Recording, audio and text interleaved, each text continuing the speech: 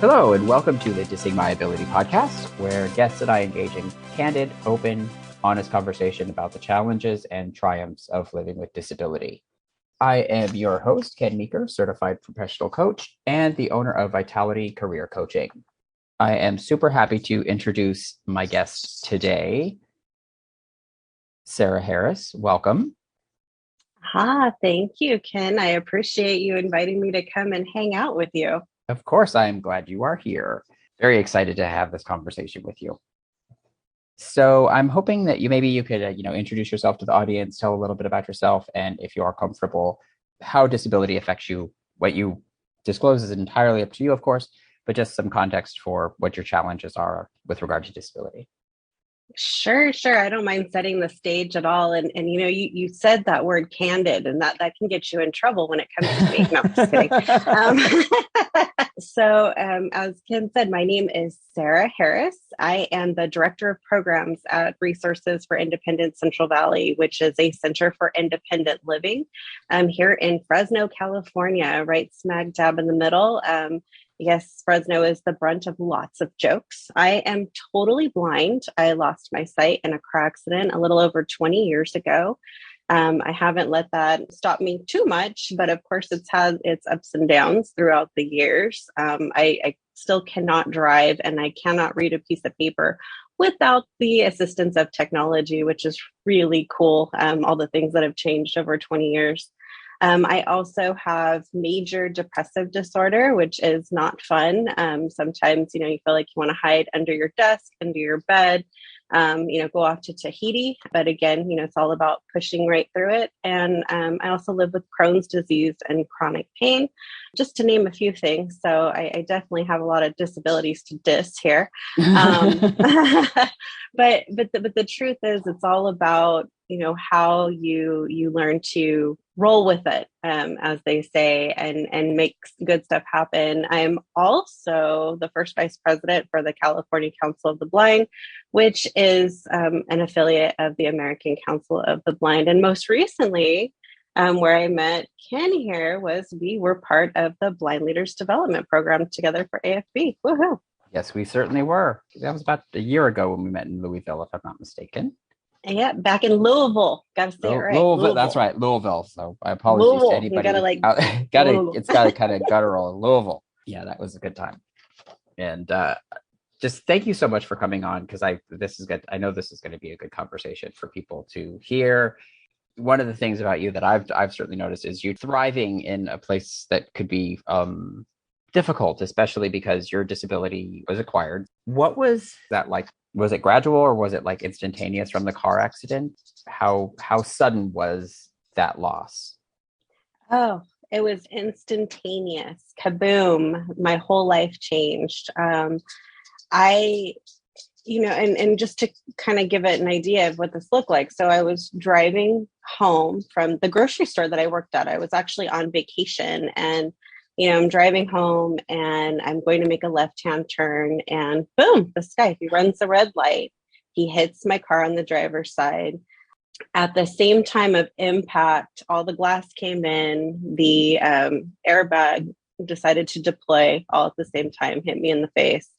And next thing I know, I can't see. I feel blood everywhere. It's like just like a movie. It's like a nightmare, one of those Lifetime movies. And so it was immediately, the last thing, and even as I sit here, I can picture it. The last thing that I saw was the most amazing sunset. So I feel fortunate though that, that's what's in my brain as that last thing. It was like the one that looks like, rainbow sherbet, where, it's orange and red and purple and, just beautiful, like it's dancing. And, that instantaneous sight loss for me, and now, knowing a lot of my friends that have had this gradual loss, I almost feel like the boom, all all is gone is almost easier, which sounds kind of silly, but I've seen it to be kind of true.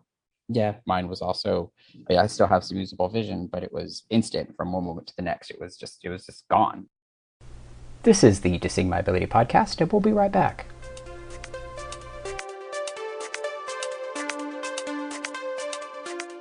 20 years is a long time.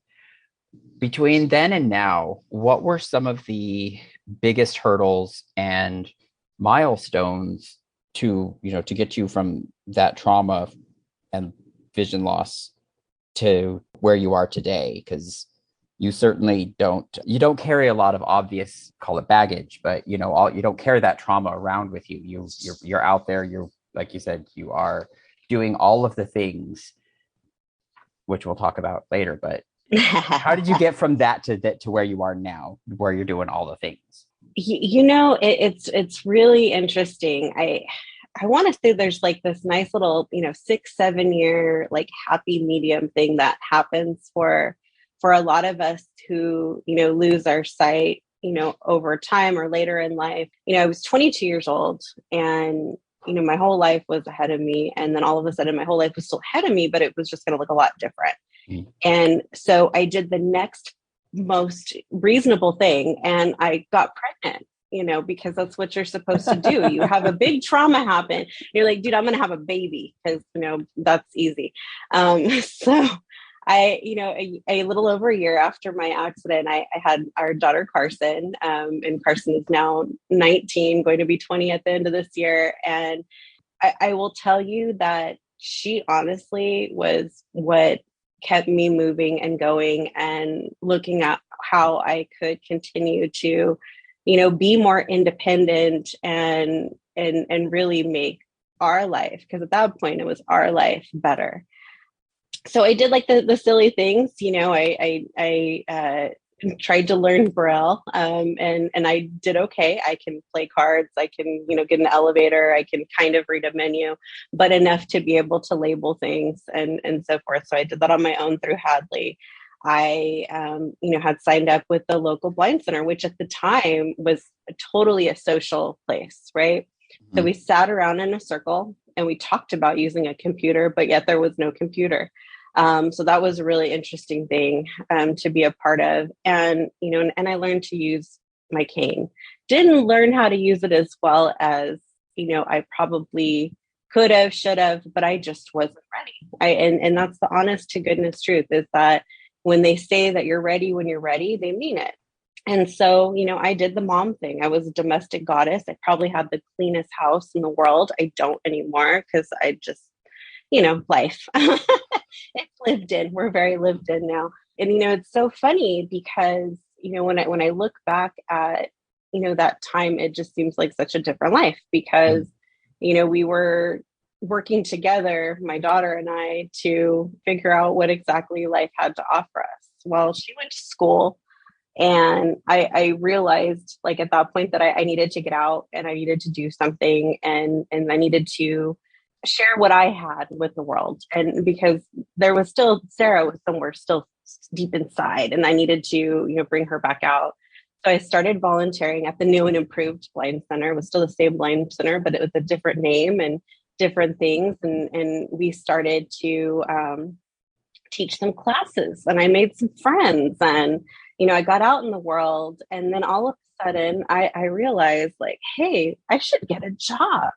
Right. Maybe my Department of Rehabilitation counselor she had something, because she kept saying, you will like it. You'll like it. You should get a job. You have a lot to do. So I ended up getting offered to be on this board for this place called Resources for Independent Central Valley. And I looked at the ED at the time and I said, no, I have skills that like I need to get paid for. So give me a job. And he did. Like, it was the funniest thing. Like, this guy gave me a job, and I taught AT and did reception. It was very, very part-time, and it was all through like on the job training stuff through Department of Rehab. Okay. And little did I know that this job did not really exist. Like, it was a job. I went to work every day, but the ED left, and my job was not part of the budget. And so at the end of September, when the fiscal year got ready to change, I was let go.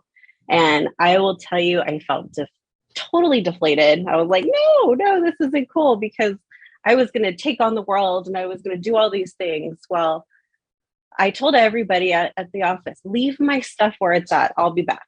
I have to come back and I'm supposed to be here. Well, I came back 2 weeks later. I had applied for a full-time position as an independent living specialist, and I did not get it. And I will tell you, to this day, I am so thankful that I did not get that position. Instead, I got a job as a youth transition person, and that was a part-time position. And I will tell you, I knew nothing about youth transition.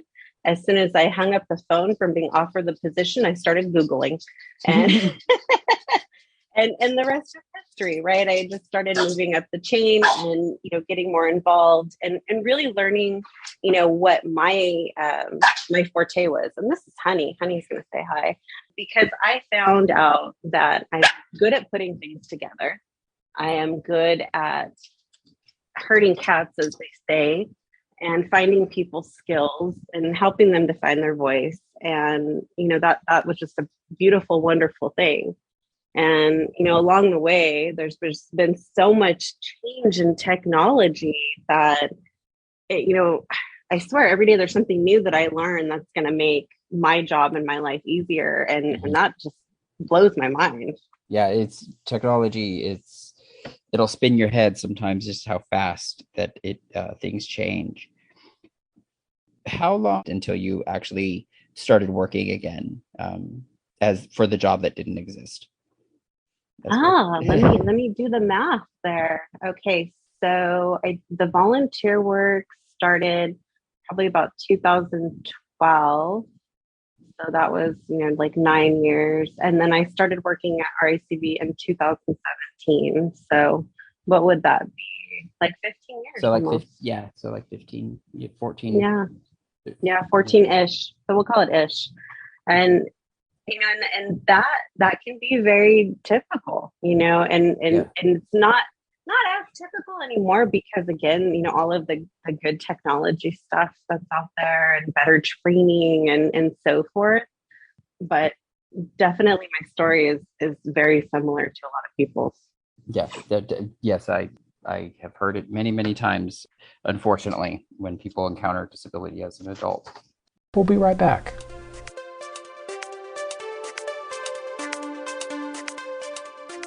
Like, what do I do? Yeah. So prior to the accident, what was your goal? Okay, so before the accident, I worked at a grocery store. Yes, I did. I loved it. And I was going to school. And what's really funny is I had on the books, that I was going to school to be some sort of social worker, which is so funny because of what I do now. But I had just decided that I wanted to be a high school English teacher, which is super funny because I don't know that I would want to do that now. But at the time I thought, oh, that's what I'm going to do. And then kaboom, my life changed. Mm-hmm. It sends you in a different direction. So it's got to roll with it. So, and you've been with the same agency since you started working. Yes. You didn't start out in your current position, worked your way up to it. So what was that process like of your progression with the Center for Independent Living? Because moving up the ladder. It's very interesting. We've had a lot of change at our agency over the past it's almost exactly 6 years that I've been there, which is really, really interesting because we've had different executive directors. We've had a lot of different staff. And, I'm just fortunate that I've had the opportunity to work with a lot of really cool people. In this late spring of 2018, so I had been there for almost a year. I'd been working as at what was called at the time Bridges, which was our youth program. And it was funny because I kept telling my boss at the time, I'm like, hey, I need to be full time. I have all these things I want to do, but I don't have enough time because I was still only part time. I had moved up to 25 hours instead of just 20, but I was still only part time. And then my full-time equivalent, my partner in crime, got a new job. And so all of a sudden, here was this opportunity to move into the full-time position, which I did. And it was right before summer program was supposed to happen. It was right before, all of these different things that, were coming up with the agency. And so it's like, okay, now I need to put on my big girl britches and show what I have. And, that's really what I did. I dug deep into what had been done in the past for a summer program. Because mind you, this was my first ever time being a part of the summer program, much less running the whole thing. Right. And so I went through and I found all the different things that they had used in the past. I, did some changes and beefed it up to be more relevant, more engaging.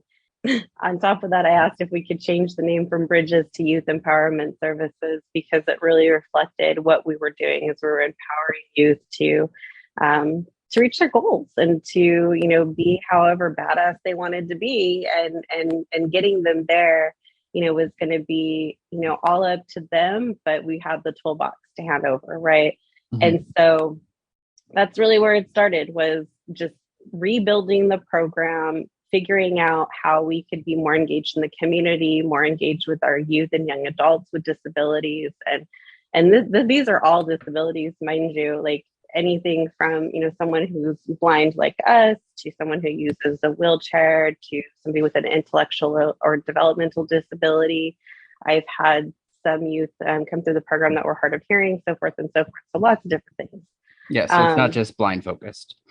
It's not just blind focus. It's lots of folks and lots of disabilities and lots of different stuff. So we try to hire somebody in the part-time position, and I will be honest, it was very difficult. Hiring a nonprofit, the world is always been hard, and it continues to just be a rough place to be a lot of times. And so I was like, well, I will just move on and just keep doing things. And so throughout the course of the next year, I was able to bring in a couple of interns, and really work on building towards the future of what our youth program would look like.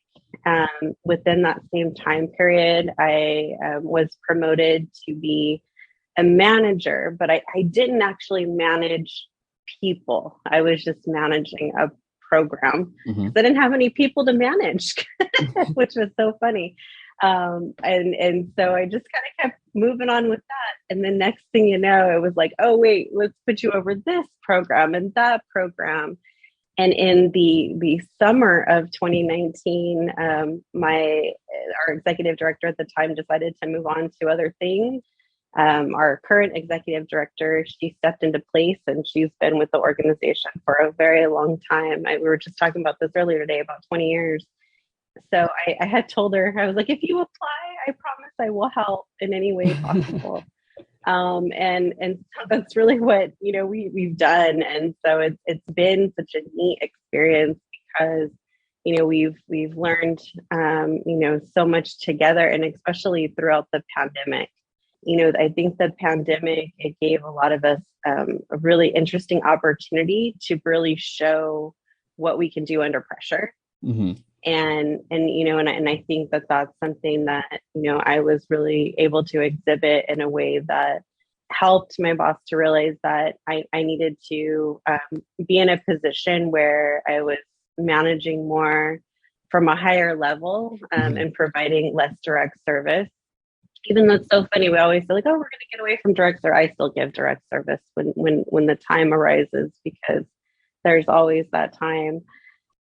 And I've just continued to work on my skills, learning how to write grants, learning how to effectively communicate with folks. I think that that's always one of the most complicated pieces when it comes to leadership roles, is communication, because so many different people have different communication styles. Yeah. But overall, like I literally, I will tell anybody, find your niche and just roll with it. And when you feel like you have something to contribute, step in and like tell the people that are over you, like, hey, I think I could do such and such.